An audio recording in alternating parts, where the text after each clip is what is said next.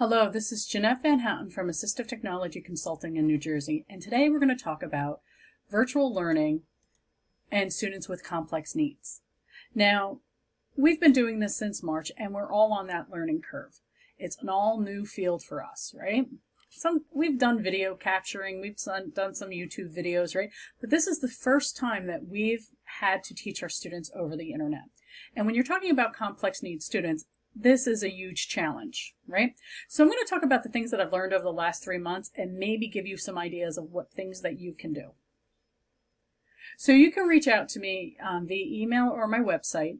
And if you have any questions about the presentation or the activities that I've created in this presentation, feel free to reach out to me.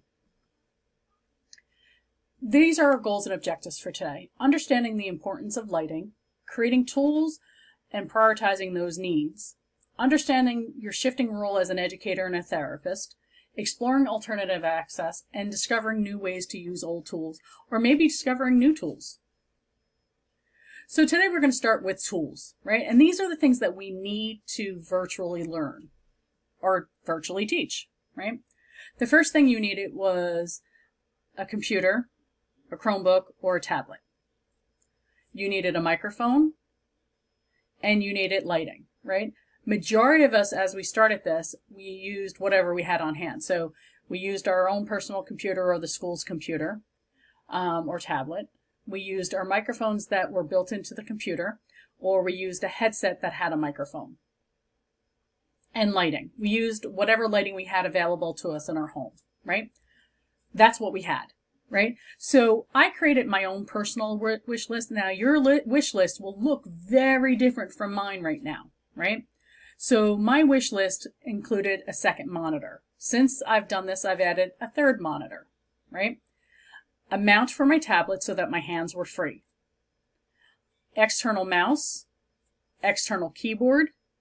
Now the reason I like the external mouse and the external keyboard is that it allows me to be in different positions. I don't always have to be sitting down. I can be standing up. My laptop can be higher so that I can use these things and I'm not reaching up to touch my monitor or my keyboard.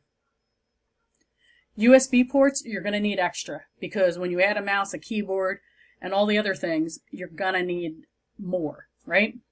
And I love the USB hub that I have because it has buttons that I can turn things off and on, so they don't always have to be active.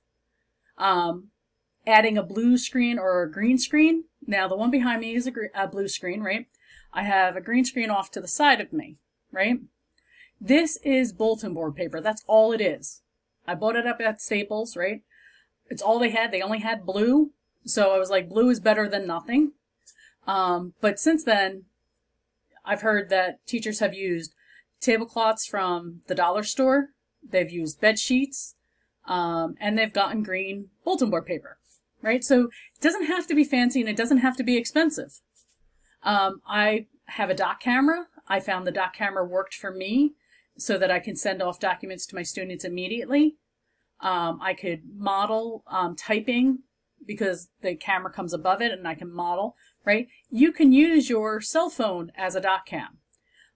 It just requires some software and plugging your phone right into your laptop. A lift for your laptop. For the first 3 months, I was using three 3-inch binders to bring my laptop up, right? Since then, I've purchased a laptop lift. It's cost me 20 bucks. And it allows me to lift my laptop. And the reason you want to lift your laptop is that, one, it allows you to have the ability to stand instead of sit. And if you're going to be doing a lot of virtual learning, standing is a great option, right?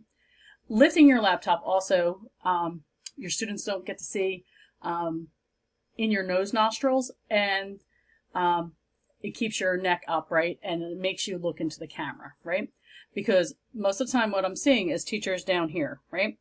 This is great, except for your students don't want to see your forehead. They want to see your beautiful face. So those are some of the things that I've added. Lighting I've also added. I should have put that on it. Now I've added lighting. And I'm going to talk about that probably in the next slide. Right? Lighting, see? Some don'ts, right? Do not have a window behind you, right? If you have windows behind you, right, it creates a silhouette. Unless you have blackout curtains, it creates a silhouette. You don't want a silhouette. The students want to, again, see your face. They don't want to see the Dementor look from Harry Potter. They want to see your face. Windows to the side. Now, if you have a window to the side, either get a blackout curtain or you're going to have to add lighting to balance out, because when you have a window only to the side, they only see brightness on one side and the other side is dark, right? And the overhead light in your home, right? Either in your office or your bedroom or your kitchen, right? Oftentimes the overhead light makes things look very grainy because it's not bright enough for the camera to catch it. And it makes you look green. No green faces. So what you want to do is have the possibility of windows in front of you, right? You want the windows in front because then the light washes in and it covers your whole entire face. You may have to add on cloudy days some camera light just because there's not enough light, right? I have 2 table lamps, right? And I have a light above me.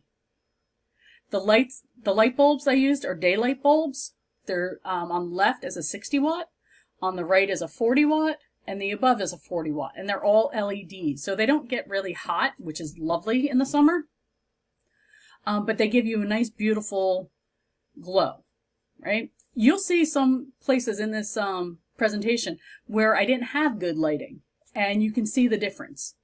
There's a video that you're going to be watching, right, that takes you through lighting. It's about 7 minutes to watch. Now, lighting, you also have to watch your background, right? You want to make sure that it's not all open space and bookshelves behind you. It's a beautiful look, bookshelves, but I can tell you, as an individual that has ADHD, all I'm wondering about is the rest of your house now. I want to know what books you have on your bookshelf. And I'm going to be paying attention to what's on the bookshelves more than I'm going to be paying attention to you, because now I want to see what book titles you're reading, right? So I always say, try to have a solid background, and that's where the green screens come in. And it helps with lighting because the light bounces off the wall and back to you. So this is a mock-up of how my lights look, right? So off to the side, you see I have a window. I have blackout curtains so that the light doesn't come in. I have 2 desk lamps and an overhead lamp. And this allows me to have enough light that it looks like daylight when I'm recording. So if you see on the picture on the left, right, that's just with the natural lighting. The lights are not turned on, and you can see it's dark and there's a lot of shadows. And if you look on the right, this is with the additional lamps. Since I took this photo, this lamp here has died, so I had to go get another one of the purple lamps, right? So now I have lighting that are equal. They're equal heights and everything, right? There's my desk lamp here for my iPad. Here's my overhead lighting here, right? And here's my dark curtains, and here's my monitor, right? And if you notice back here, there are no shadows whatsoever. And that's what you want. You don't, if you want shadows, right, and you're going to do shadow puppet hands, that's great. But you don't want shadows behind you. Hi, I'm going to talk to you about lighting. My lighting right now is extremely poor. And that is because I'm only using the light from my windows that are in front of me. I have no side lighting. I have no backlighting. You don't want backlighting, especially windows, because that'll make you a silhouette. You don't want that. Well, maybe you do. Maybe you want to be a silhouette, right? Now this is light just coming in from the side. You notice that half my face is lit, but the other side is dark. That's not what you want, right? I'm going to start turning on my lights. And I showed you the diagram in the PowerPoint. So the first light on is the one to my left, right? So that's bright. It's really all over my face, right? But it's improved, right? So now I'm going to turn the one to the right of me on, right? And that balances my face. So now you can really see my face. And I just turned on the overhead light. Lighting is extremely important, especially if you want students to focus in on what you're saying. Now, I always wear lipstick when I'm virtually training because I want my lips to pop, right? Otherwise, I'm very blah, right? I don't wear makeup normally. But virtually, I always make sure that I have at least lipstick on because then the students can see my lips.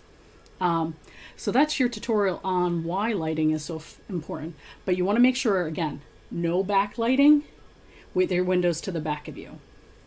You don't want a window just to the side. If you have a window to the side, you need to bring in a light on this side to balance out that light so that your whole beautiful face is lit up, right? And you don't want a light that's just coming above you, because if you have that, then you just have the beautiful angel halo. And as much as we love the beautiful halo, it doesn't really emphasize your face. You really want to emphasize the face. So you turn your lights on, and there you are.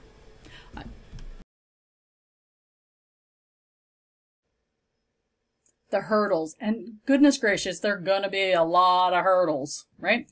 And hurdles that you can't necessarily get over, right? There's a digital divide in this country. There's still parts of this country that have dial-up.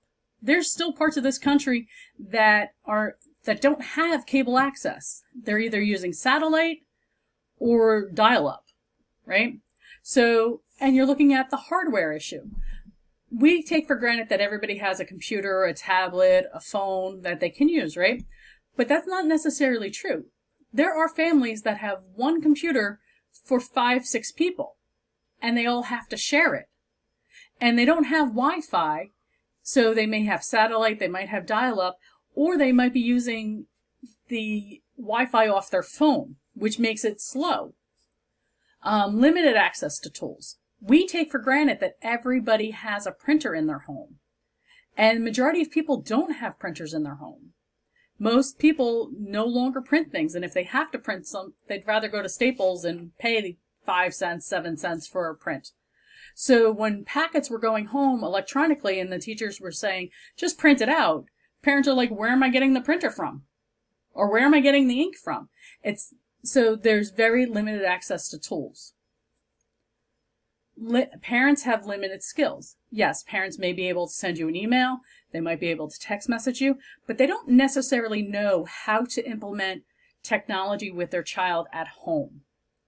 They allow their children to go on the computer to play a game, they may do some homework occasionally on the computer, but parents don't have the skills necessarily to implement what we're asking of them. So you have to be very generous with your patience on this, because parents don't have the skills.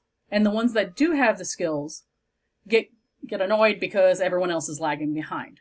I get it. It's frustrating. When you look at students with disabilities, you have parents that have received no AT training prior to their child coming home with maybe a dedicated communication device, talking software, alternative keyboards, alternative mice, right? And it could be that they didn't receive training because these things are brand new. It could be that the school district never offered them training, or the parents never showed up for training, right? So now everybody's in the pile and everybody's got to learn together. Lack of routines. This is a huge thing. I see it in my own family, that there's a lack of routine of getting up, getting on the computer, taking your lunch break at a normal time, coming back onto the computer and doing your work, right? It's kind of willy-nilly, right? So lack of routine is a huge impact. And the other thing is that you've got to work around parents' routines. Because as much as we'd like to think about it, or not think about it, parents are working. So if they're working and their child needs help with something, they might not necessarily have the time at that moment to help with what the child needs. A visual attention to task. We all know our students. We know that sometimes they attend better than other times. In a virtual learning environment, it's so much harder. So that means as the facilitator of virtual learning, you need to, one, up your game, right? You have to be silly, right? Or do something to bring them to the screen and hold their attention to the screen. And that's hard. It is hard because not everybody makes a connection, and you'll know which students make a connection virtually and which ones don't. I have a person in my family that does not make a connection virtually. So any virtual learning, she will not go on the computer screen, like she won't put her picture up, but she'll listen. And she'll watch the screen, but she will not participate. So she gets marked down for participation, but she doesn't want to be on camera. So for some of our students with complex needs, they have visual concerns. They have facial blindness, cortical visual impairment and blindness. So you have to kind of gear things to individual students while still presenting to the whole student. So facial blindness. I work with 2 individuals that have facial blindness. So when I do things as a group, I'm assigned a color that goes on my forehead. So I put a little dot so that she can see the color of the dot, or he can see the color of the dot, so that she knows that I'm on screen, right? Or he knows I'm on screen. For students with cortical visual impairment, I have to be cautious of how much print I'm putting on the screen, what type of print I'm putting on the screen, how long that print stays on the screen. And for my students with visual impairment and blindness, right, I have to make sure that I'm giving them alternative access. That if I'm doing a presentation, that there's closed captioning and they get a transcript of that closed captioning, or they can see it on screen, right? I might have to send them the presentation prior so that it's enlarged to their visual needs. Auditory distractions. Now, I said before that I have ADHD. I am the queen of, ooh, what's that noise? Ooh, what's that? Is that good? Right? So I used to call myself the butterfly and squirrel because I was everywhere but where I needed to be. So try to keep the auditory distractions down. And I know this is hard in a house. I have 2 cats, a dog, and a hearing impaired mother, right? So the TV is loud. The dog may bark, the cats may be meowing, and I have a neighbor who loves to mow their lawn, right? So there's different tools you can use to block out the auditory noise, and I'll share that link with you.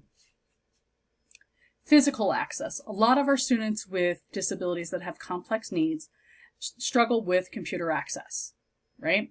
Some of them are using switches, some of them are using big keys, some of them are using alternative mice. And most of them did not go home with these tools, right? So how are we going to get past these hurdles with those? In the presentation, I'll show you some of the ways that I've gotten around some of the stuff. And most of the lending libraries were closed because the staff wasn't there to lend and clean the equipment. So we have to figure out how to get these tools to the students so they have equal access to their curriculum. Anxiety of being on screen. I talked about that before. There are individuals that have high anxiety about being on the computer. They don't like being seen, right? One, it could be that they have a visual impairment. Well, they can't see others clearly, so why should I put myself, and I don't know what I look like. I have one client that's blind, and he's like, I don't go on camera because I never know if I'm pointing at the camera. So we've tried different things, and he's just like, it's not worth it. And it's okay. As long as he can or she can communicate with me through the microphone on their side, I'm not going to worry about, are they on screen so I can see them? So more hurdles and barriers, right? So keep calm and go on, right? Have realistic expectations of yourself, right? We all want to complete everything we need to complete, right? But oftentimes we have to dial it back and take things out, right? Because we know our students. If we're in class and our students can only tolerate 10 to 15 minutes of face-to-face contact, it might be only 5 to 10 minutes in virtual learning. So your expectations may be that you're going to get through 10 problems in math when in real time you're only getting through 4 or 5. And it's okay because it's going to be quality over quantity. Even with those 4 or 5 problems, if you can do it in a way that it's detailed instruction, repetitive, that they can get it, and then you do one-to-one sessions with the students, then you can meet your expectation. Expect trials and plenty of errors. I've made a couple errors already during this presentation, right? I've mispronounced words and I had to repronounce them, right? That happens, right? Something may not work well on the computer, right? You just have to kind of roll with it. Your students, the beautiful thing about your students, they have no idea it didn't work, right? If a video was supposed to start and it didn't start right away and then it took you a couple of minutes to get, right? Same thing happens in the classroom. It's gonna happen here and virtually, right? Frustrations are going to happen on both sides, right? You're gonna have students that have complete meltdowns, right? You're gonna want a complete meltdown, right? It's okay. It is what it's gonna be, right? All you have to do is make sure that you give quality versus quantity, right? And you know when to stop. If it's going bad that day, like the students just aren't getting it, it's okay to say, you know what? I think today we're gonna stop. I think we've covered enough material, and we're gonna try this again tomorrow. And that gives you a chance to regroup and move on. Or you can say, hey guys, we're gonna change the activity right now. Miss Jeannette feels that we need something. And it could be, like I give my students dance parties, I give them stretch parties, let's go get hydrated party, which means that they're just going to go get a drink, go to the bathroom, and get something to feel better, right? They just might need a break.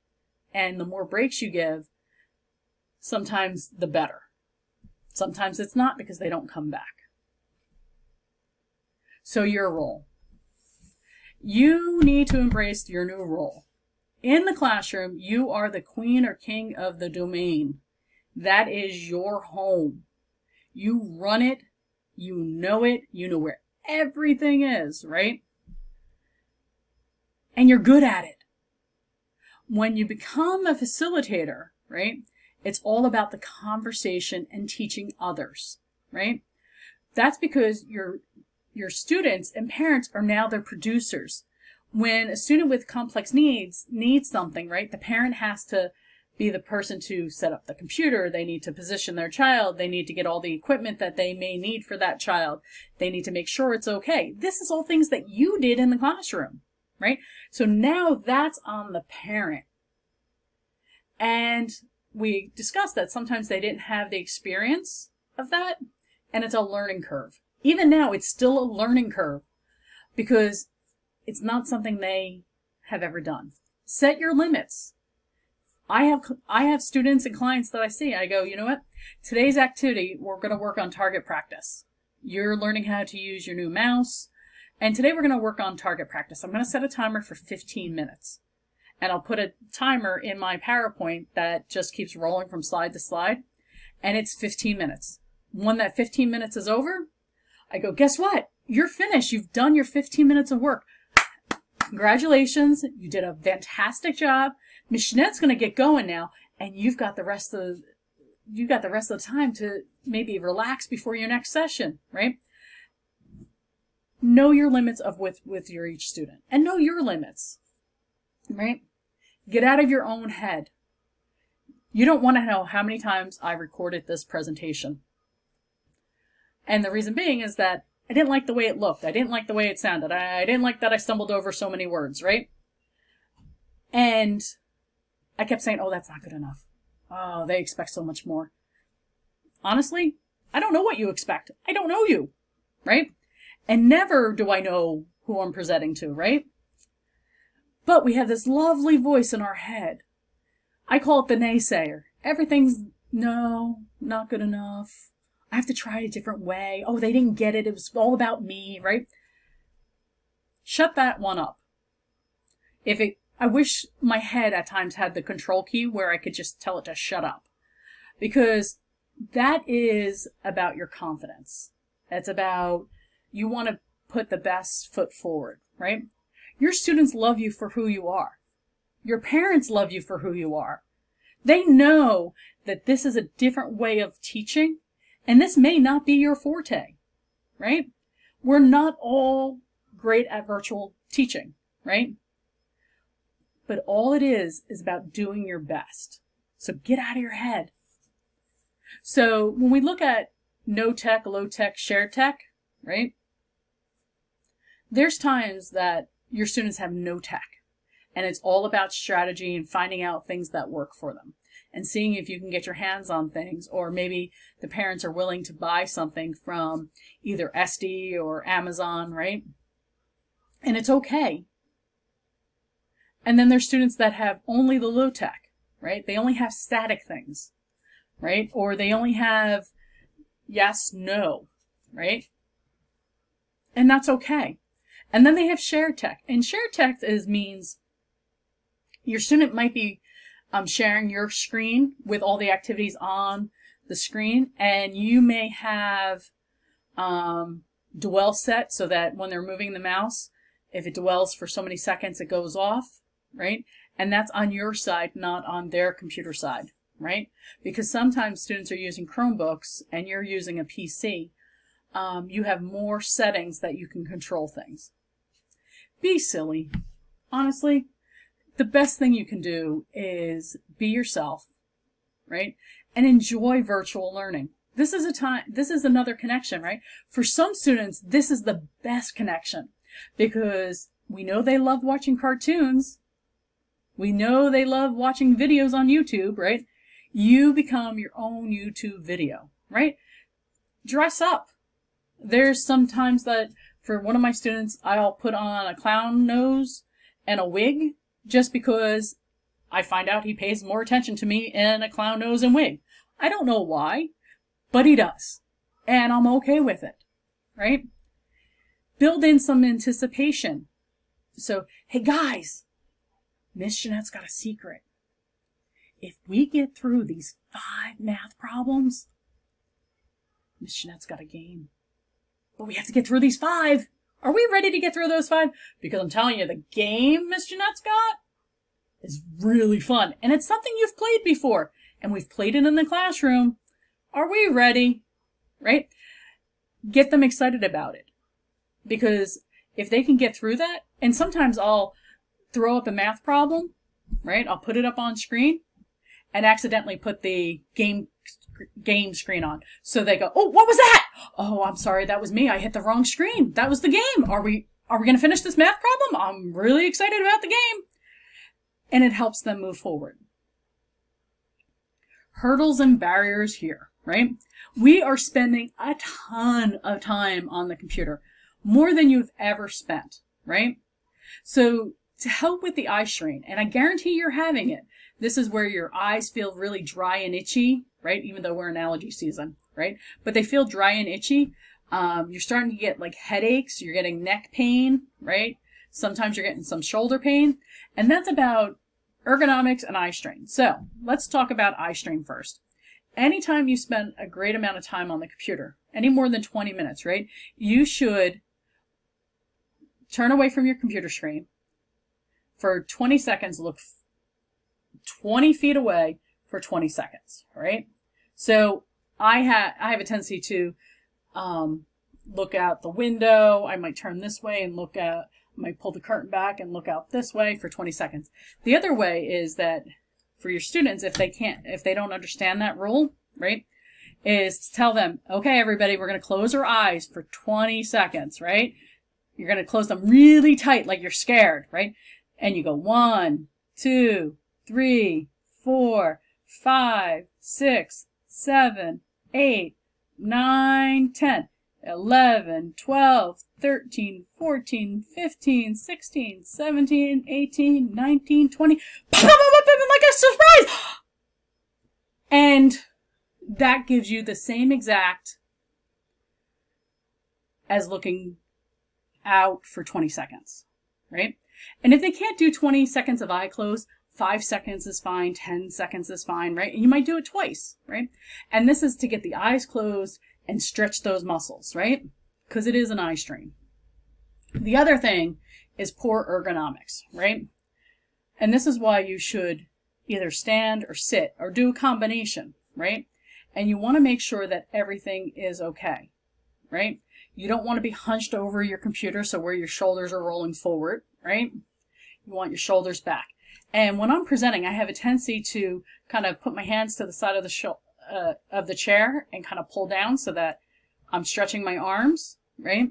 Your computer mouse should be in a position that your arms are in an L, so you can kind of see how he's relaxing in an L position, right? Your feet should be flat on the ground, right? And change your position. So if you're doing a lot of virtual learning, right, you want to get up every half hour, every 45 minutes. If you're pushing it to an hour, then give yourself 10 minutes to stretch, right? And they tell you that you should be at a 90 to 110 degrees. And you heard the saying 90, 90, 90. So it's 90, 110, right? And it's okay. But you need to give yourself that, because what's going to happen is you're going to get neck pain, you're going to get shoulder pain, your scapula's in the back. For females, you get the pec area where it's really tight and it's pulling your neck forward, right? You get elbow pain, right? And you want to make sure that you're not resting on your arm, because if you're resting on your arm, that's a nerve. And you want to make sure that you don't have it develops repetitive stress disorder, right?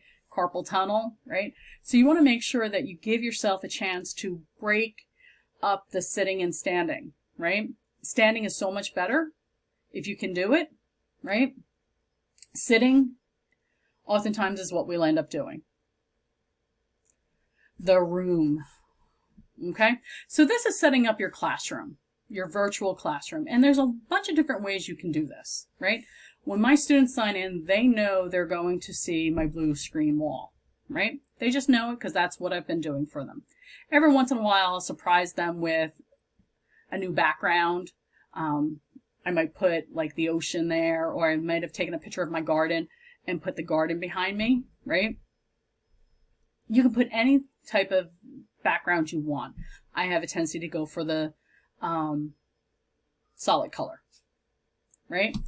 So when you set up your studio or your classroom, right, you want less is more. You want a blank wall. You want the camera centered on your face or on the prop. So if I'm working with something, I'm sorry, here it is, right? This is a switch, right?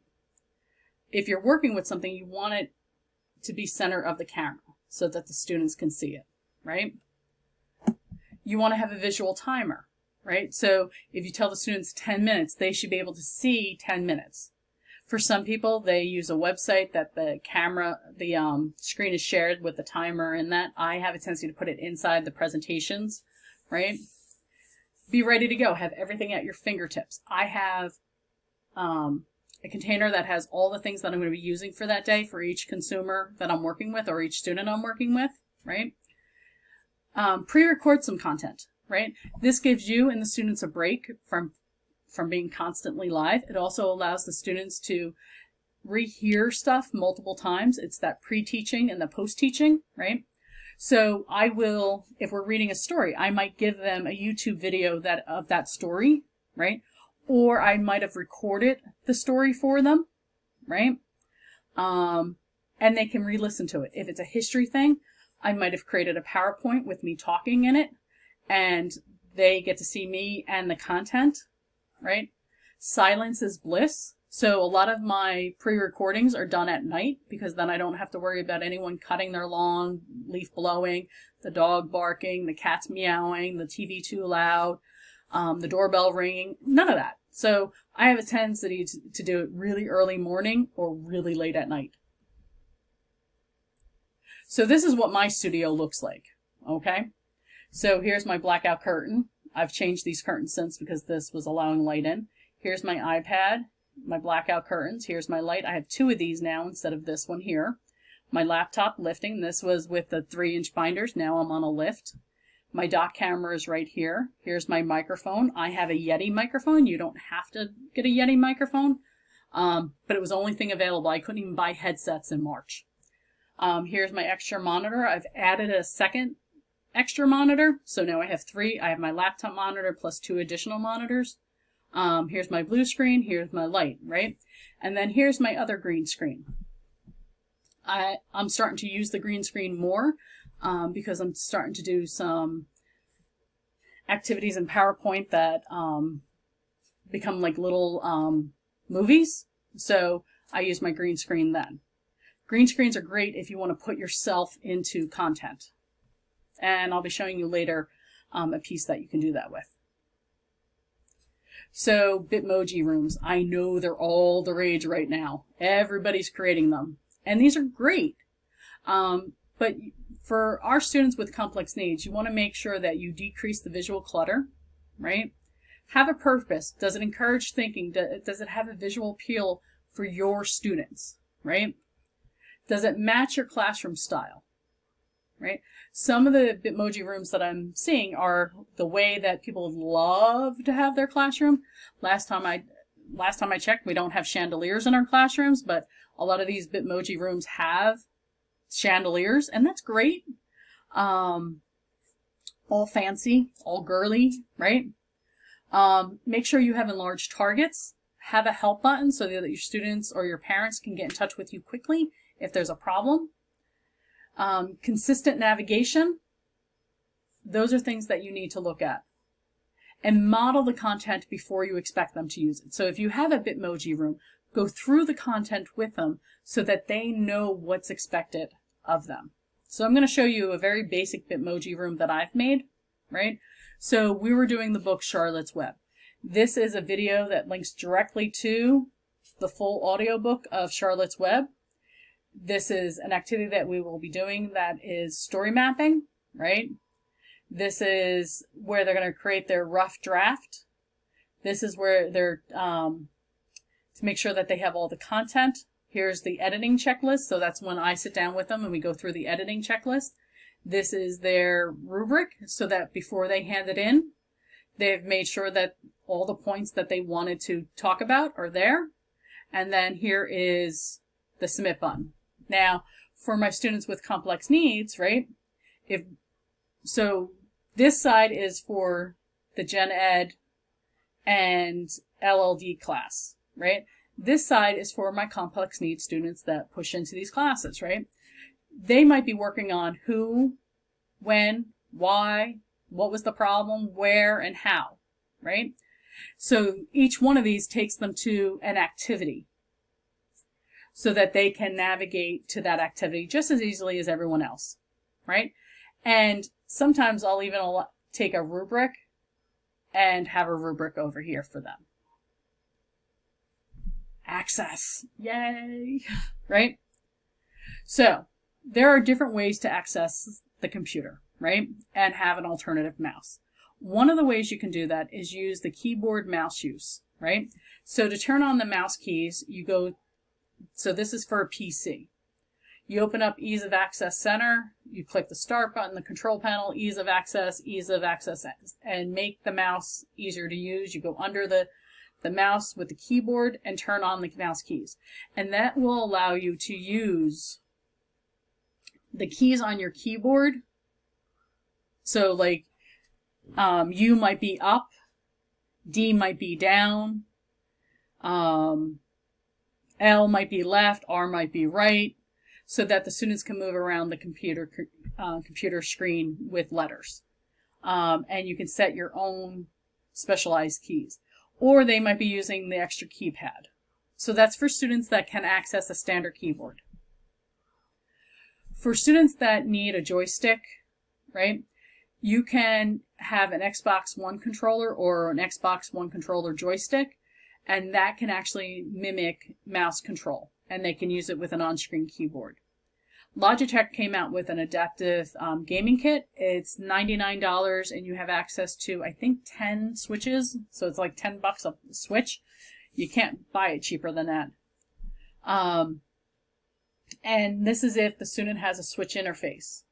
Now, if they have that, that's great. They can use these switches. These work the same way as the other switches. The Big Mac, the Buddy, the Big Red, any of those switches. These work the same exact.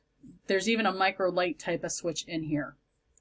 And these are, you can buy them on Amazon, Best Buy, right from Logitech, right? And if the student doesn't have a switch interface, either we can see if we can get one loaned. We can see if we can make one, right? There's different ways you can do it, right? So for me, I have a tendency to say to parents, here's a mouse. Here's a standard mouse that has a switch control in it. And what that does is the switch then works as an enter or space bar. So the only program it wouldn't work with would be clicker 8, because that requires an F7, F8 key. And with that type of switch access, you can't do it. So alternative access. For the students that can't get a switch, right? They're not getting the Logitech switches. We didn't send any switches home. We don't have the money to buy, right? But we have a standard mouse. So Linda Burkhart created alternative access with a standard mouse. This is called a mouse house, right? It's something that you can easily make with anything you have in your home, right? So this one uses a photo album book that she got from the dollar store. In the video that you're going to see. Hi, I'm Jeannette Van Houten from Assistive Technology and Consulting in New Jersey. And with so many students with complex needs working at home, and they don't have the equipment, you might have heard of something called a mouse house, and trying to figure out what that is, right?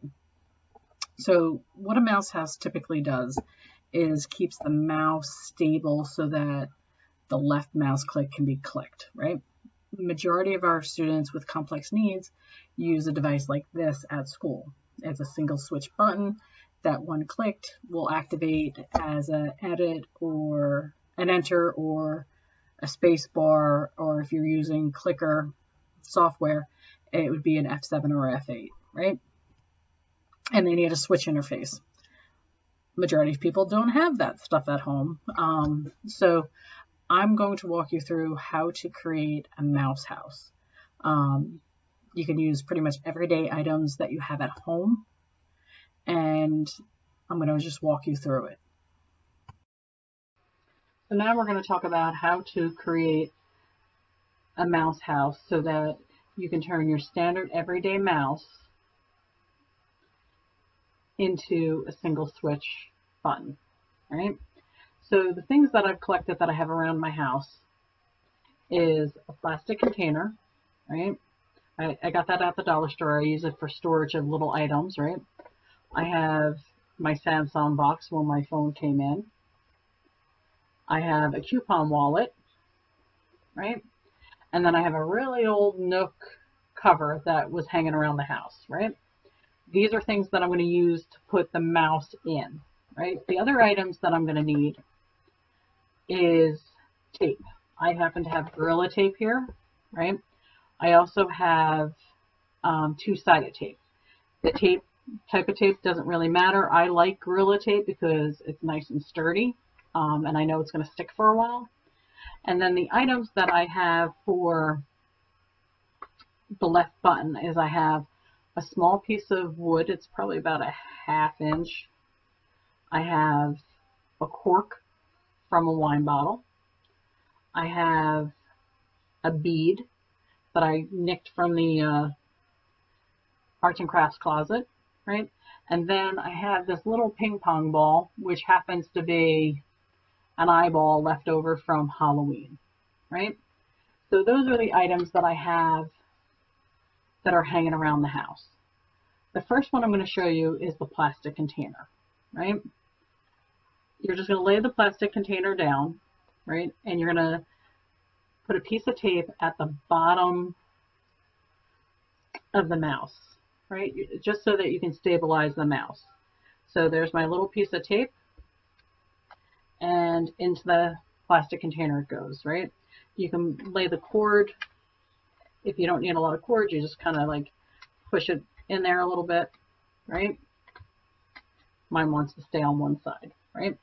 I'm going to put a piece of tape on the left button, right? I have a tendency to put a longer piece of tape on the left buttons, and then I have another piece of tape, right, that I'm going to use on my left button pieces, right?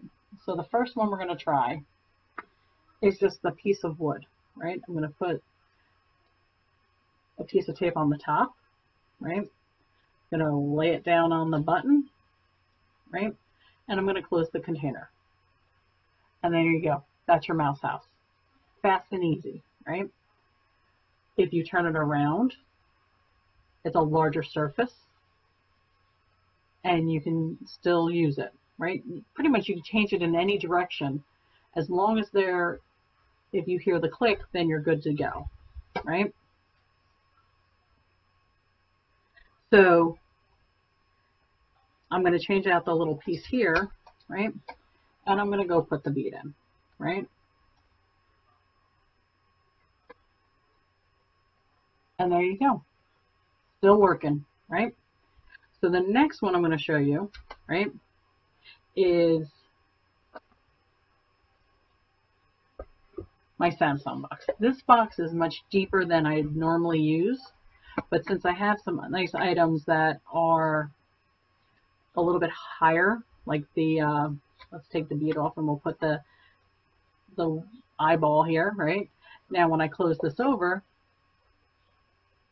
I now still have the ability to make a switch, right? It's a larger surface. I can wrap this in paper if I wanted. I could put a texture on this if I wanted to, just so that the child has a texture, right? I can even use my wine cork if I wanted to, right? So the other item that I had, right, is the little wallet, right? This is just a coupon wallet. I'm going to put my mouse in here, right? What's really nice about this is that you don't have to tape it down necessarily. I'm going to take my wine cork, and there you go. I can zip it up a little bit so that the mouse stays in place, and I can still activate it, right? If you find that it's too much pressure, just release it, and you have a mouse house that way. This, again, just something I had laying around the house. My old Nook case, right? This one I put in this way.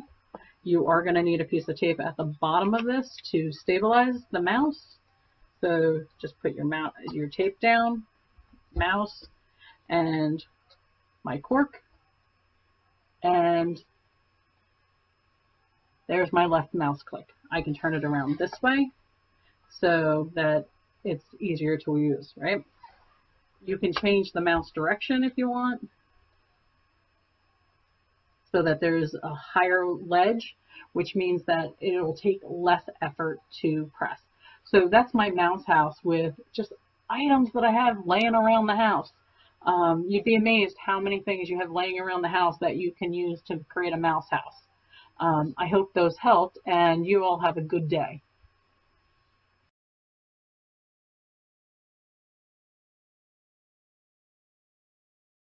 Next, right?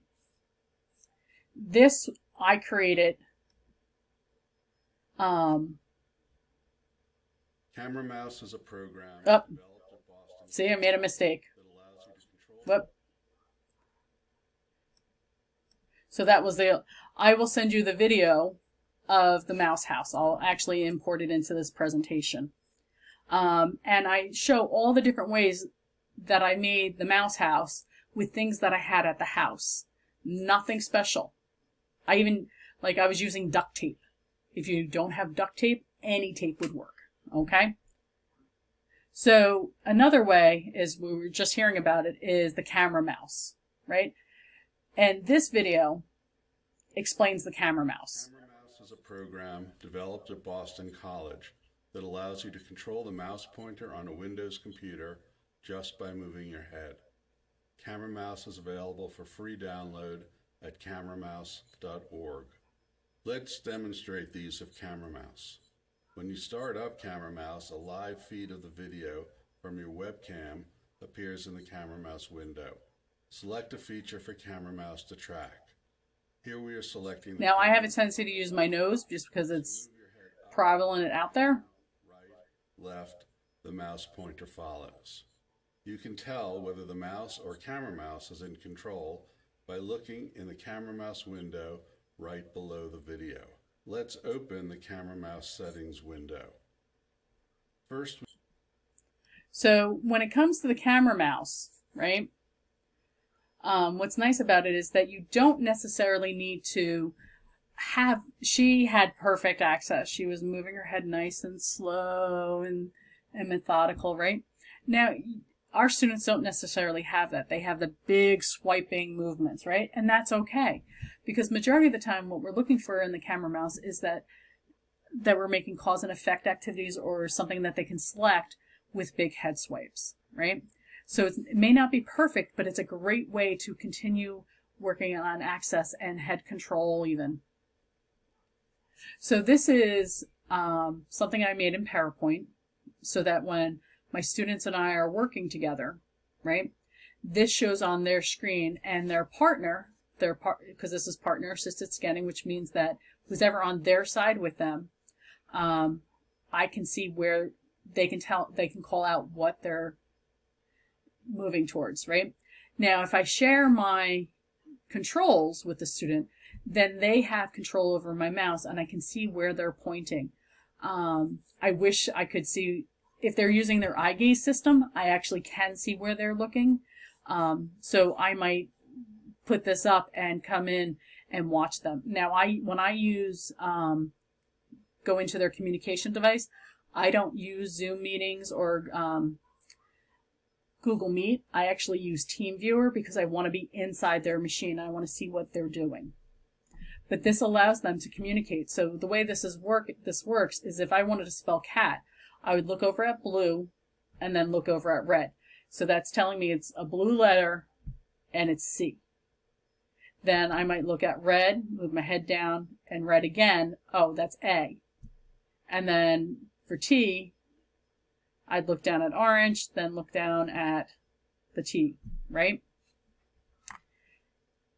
Once they get the hang of it, it's very easy, right?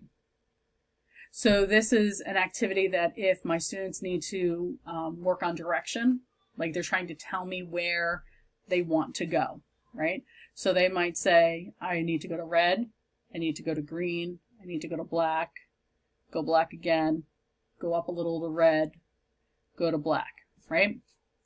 Or I might have things that are already colored red, black, green, or orange, right? And I'm saying, show me the word ball.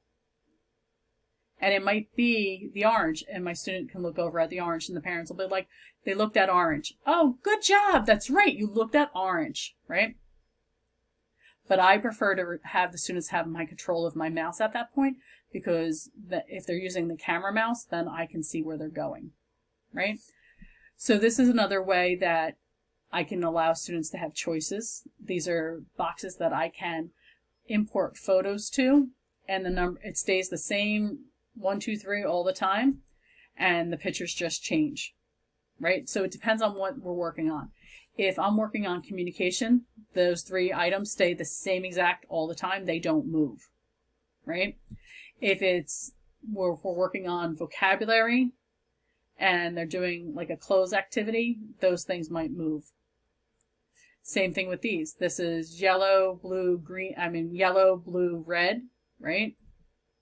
And the students may look at that and they might say on their communication device, blue. And then I know their choice. Routine. So routines are extremely important, right? So for my students that are younger, or even some of my older students, we do a morning meeting. For my younger kids, it's more about calendar and colors and days of the week. For my older students, it's about getting them into meeting with me in the morning, talking to me about what they are responsible for that day, and to see if they have any concerns that they want to go over, right? So this is an activity that I made in PowerPoint. It's morning meeting, right? So this is where the students get a hello song, right? Sometimes I'll have this playing as I come into the room so that it's our greeting time.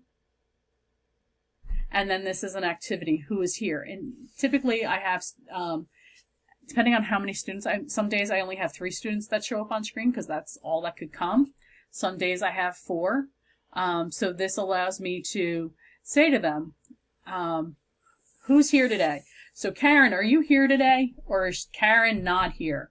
And my student, you might hear my students vocalize, or they might say no. Oh, she's not here? Okay, so she's at home today?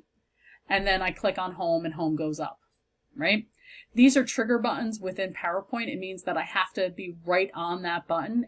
It's not going to work with an enter button or a space bar. This means they have to be able to touch that button. So for this one is that students are matching their name to their photo, right? So Harry, Cami, whoop, and Leslie, right? Now, if I came out of the PowerPoint presentation, right, now the students may have control of doing it this way. This is Harry, this is Leslie, this is Cami, right? It just allows you to have multiple ways to do it. It depends on the students that you're working with that day, right? So this is song selection, so that if students want to have a dance party, like they've just done 3 activities, okay, it's time to give them a break. We're going to do our 20-second break. Then they can listen to a song. And this one, I just picked different songs that the students seem to like. And then we may roll into our next activity. What season are we in, right? So if I click summer, right? So there's summertime, yes, it's summertime, and now we're going to go and read a book. Right? So now we're going to go read a book, and we click on the link, right? And my students now can have a story. Summer is here. Weather is hot. It is often sunny. So for this, right, this is Epic Books. And they have some books that will read to you, some books that won't read to you. I like Epic Books because it highlights the word that they're reading, right? And it's great for students because they can go back to it. I can assign it to students and they can go back and forth multiple times to read it. And I may have a word list that they are going to be focusing on, like sun, summer, sunny, things like that. Right? So reading. Here's some reading activities that I've done, and these are all created in PowerPoint. But remember that Clicker 8 is a great tool to look into because you can create activities for your students, and if they share your mouse with you, or even if they can get the software on their computer, right? It is switch accessible, eye gaze accessible, mouse accessible, and touchscreen accessible. So if you make an activity, you can actually have it on their iPad tablets. So this is my book, Brown Bear, What Do You See? Brown Bear, what do you see? I see a red bird looking at me, right? So you notice in this PowerPoint, it looks like I'm actually turning the pages, right?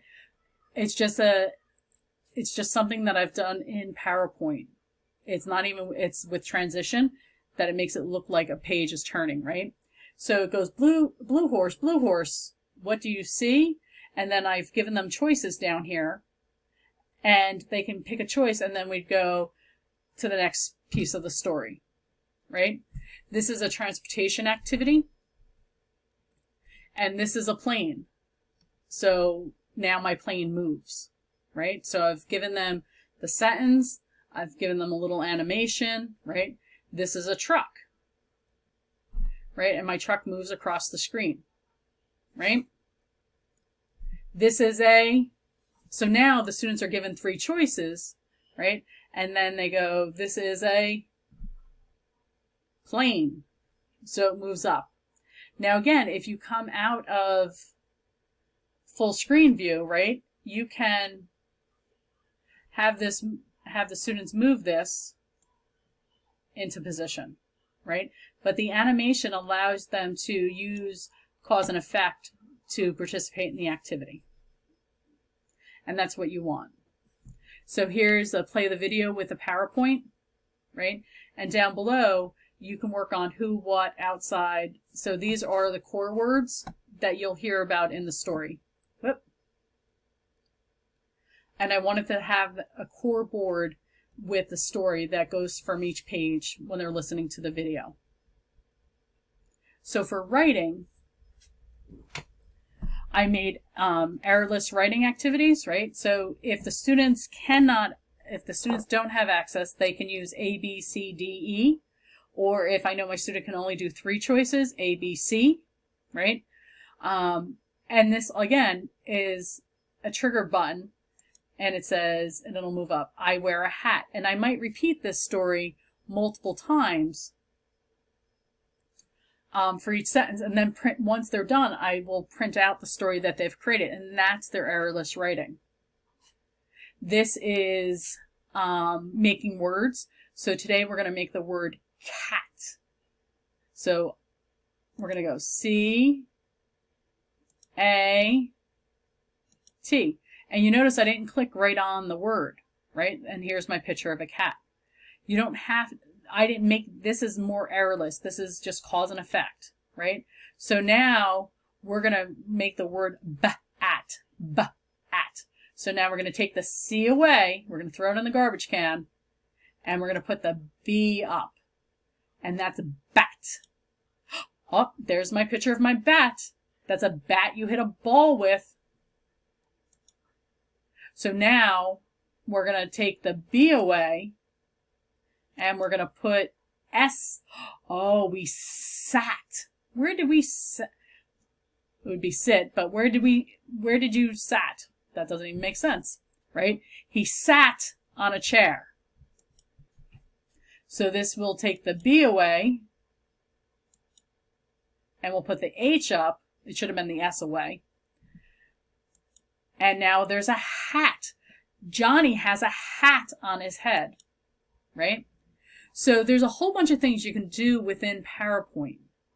And I find it much easier to create things in PowerPoint than I do in even like Microsoft Word, Excel, even Google Docs.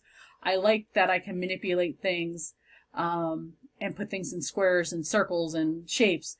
And I find PowerPoint allows me, and Google Slides allows you to do the same thing. You have much more power in PowerPoint than you do necessarily in Google Slides, but you can make this stuff in Google Slides. So this is one that I would not be in full view, like present mode, because my students have to be able to type in here, right? And this, I want to know how big is the sneaker, right? So, oh, it's 6. So then they can move their ruler away and they can call out a number and I would type it in or they would type it in, right? And the same thing with the book. How big is the book? They can move it up. And, oh, it's 3 inches. And then the student can then type it in, right? And that's in edit mode, not in presentation mode. So 10 frames. I know some of this seems funny to be doing with students with complex needs, but they are responsible for the core curriculum and learning these things or being exposed to them. So my 10 frame is, I might say, touch your switch 5 times. So 1, 2, 3, 4, 5. So each time they press their switch, something happens. This is an errorless learning. This is cause and effect. Because if they kept pressing their switch, more numbers would just come up.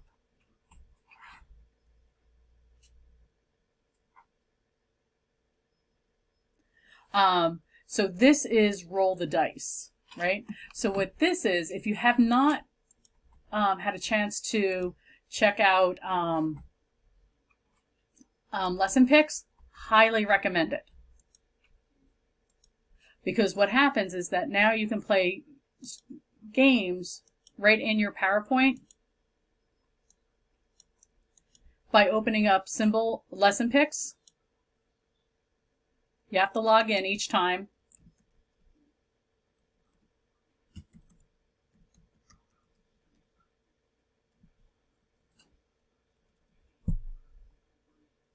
Sorry, it's taking me a minute. And they have a new thing that says play, right? Lesson Picks is only, it's under $40 for the year, right? And here's dice, right? And it says, nope, I don't want the trays. I actually want numbers this time, right? And I say create game, right? Here's my dice. I can roll the dice with clicking my mouse. So that means if I'm sharing my controls with my student can click. And then they can move the apples into the basket, right? They roll the dice again. How many are you taking away? We're going to put 2 back. So you can do adding, subtracting, multiplying, right? All with using the dice, right? And that's what's really cool about this game is that you can use dice with, you can even use drawing cards, right?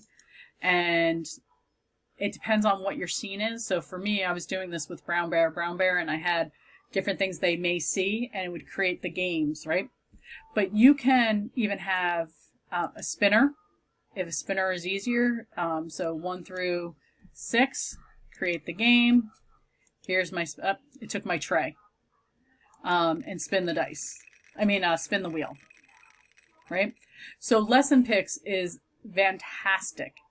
I highly recommend it. Okay. So here is a math card game, right? So this one, I actually designed it so that it would be not in full presentation mode, right? This has got 52 cards here, 52 cards here, 52 cards here. All of them are 52 cards, right? And what I did was that you click on it, right? And you tell it to send it to the back, and the answer changes. So now I've got an ace here. So an ace is worth 1 plus 5, and the answer is 6, right? So this is something that I'd work with my students, probably one-on-one, but all you have to do is right-click and send it to the back, and the next one comes up. So 7 plus 3. And you can do this over, I put 3 to a screen. For some of my students, I only have 1 problem per screen, right? It just depends on your student. And it's just a different way to look at math, and it allows them to be introduced to cards so that they can start playing card games. Play. Play is my favorite thing, right? There's so many cool things that you can play with, right? And again, these are mainly made in PowerPoint. It's my go-to tool because it's something I readily have available. It's also something I know that I can create an activity and the students can do it at home. Either it could be done in Google Slides for some of them can't. But my students, I can save it as a show and they can watch it over again, right? So this is my kind of go-to tool. I have access to everything, but my students don't necessarily have access to everything. So we might be sharing things on my screen, but I want them to have things that they can do at home, right? So here's my play. So I've made a game board, right? So I can come out of here, right? And I can go into search and type for game pieces, right? And here's a red piece, right? So click on there.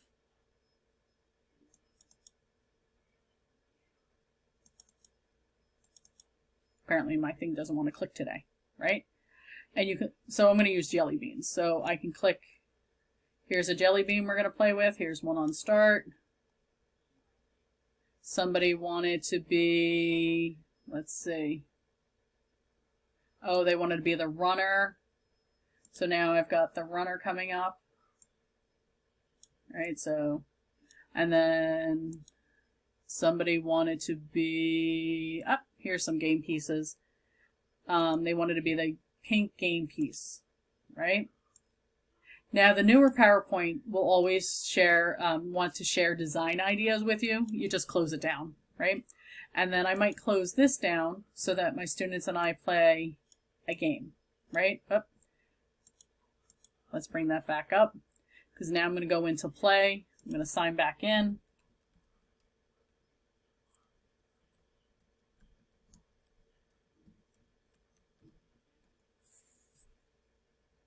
And that did not go. Let's try that again.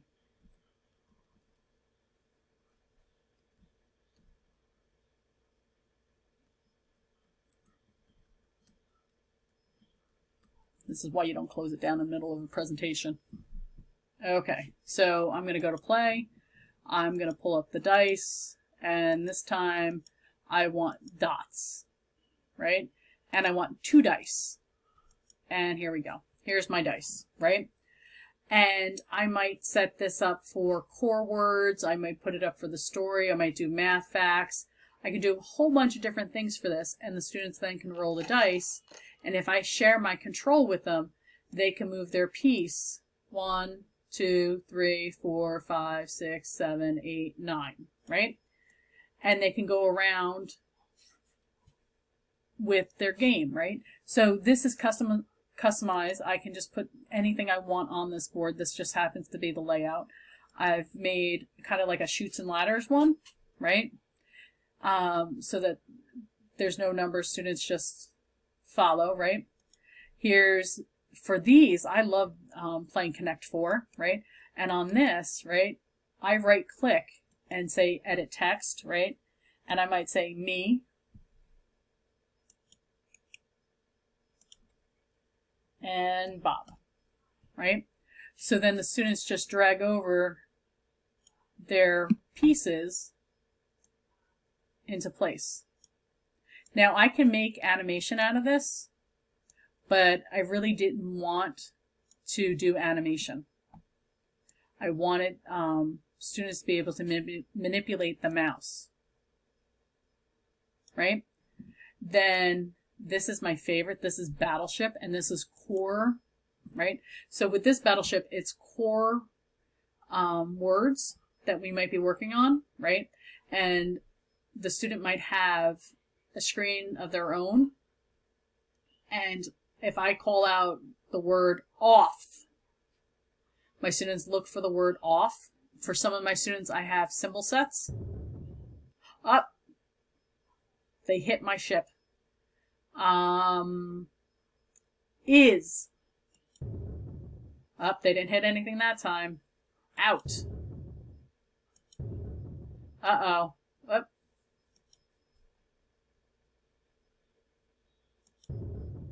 And here's they sank my ship, right? So there's a lot of cool things you can do within PowerPoint. I have other activities I've created. I've made timers. I've done more books. I've made more games. There's a ton of things you can do in PowerPoint. It's only limited by your willingness to learn and willingness to take the time, right? It does take time at one point, like the startup, but once you get it down, you can start changing things up. I've made hidden pictures behind here for students that just need cause and effect. I've done it so that parents recorded their voice, and I've put the PowerPoint in so that when the student finishes 3 activities, they get to hear a story from their parents, right?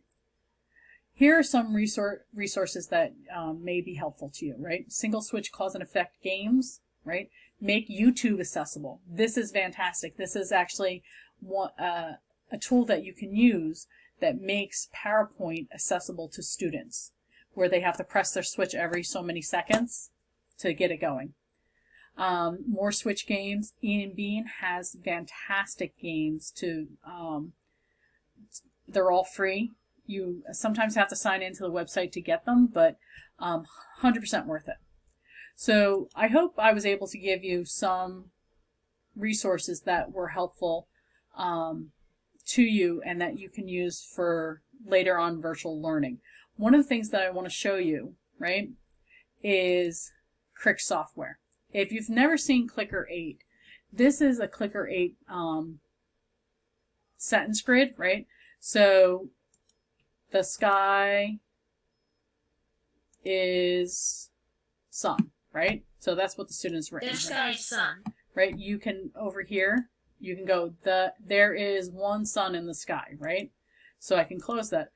There is one sun in the sky, period. There's one sun in the sky. Right?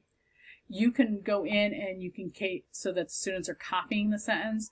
You can make it an errorless writing sentence. You can do pretty much everything. And I love Clicker because it allows me to go up into access. And again, you can use all different types of access. Eye gaze, mouse dwell, 1 switch, 2 switch. And it's accessible for all students. You don't even have to, you can go and just create a document. Go into and say new document. No, I don't want to save that, right? And it's going to bring up a new document for me, right? I can go over here and go new clause activity, right? Right. The boy is happy, right? And I want them to remove the word happy. And then I can go into go, and now I have a whole nother activity. So Crick software allows you to do a lot of different things. So you can have your word bank to the left, you can have it following, but it's a tool that is very useful to have. So I hope that Crick software is something that you would consider. I get no money from them. I just love the tool for our students with complex needs because it allows us to do a lot of different activities. It doesn't have a lot of animation, but you can do video, you can go out to videos and stuff like that. But it's not a lot of animation. If you want an animation, you stay with PowerPoint, right? But Crick allows you to have that reading and writing. And they have a great website, Learning Grids, and you can break it down by content area, right? So you can have word banks, you can go by, let's do creative writing, about me. I love the about me activity, right? Here's a busy day at school. This is a book that they've made, right? Busy day. You can have the student, if the student is has the ability to read, you can have them record their voice, right? And it tells that you can have them tell a story. If that's not their level and you want just a story that's going to be read to them, right? You can look for stories. And they have a ton of things that you can use without recreating. And you can modify it so that it's specific for your students, right? And there's a ton of things you can do. So it's a tool that it's worth looking at. And it can be on the computer or it can be on the iPad. And you can share things between the two items, okay? So again, I hope you had a great time. I hope you learned something. If you have any questions about anything you saw, if you want to know what you can do in PowerPoint, just email me. I will gladly answer you. Usually about once a month I do a PowerPoint, learning something new in PowerPoint. So just check out my website and it's often listed there, or you can check me out on Facebook, and I post things there. So I hope you have a good day. I hope you've learned something. Have fun.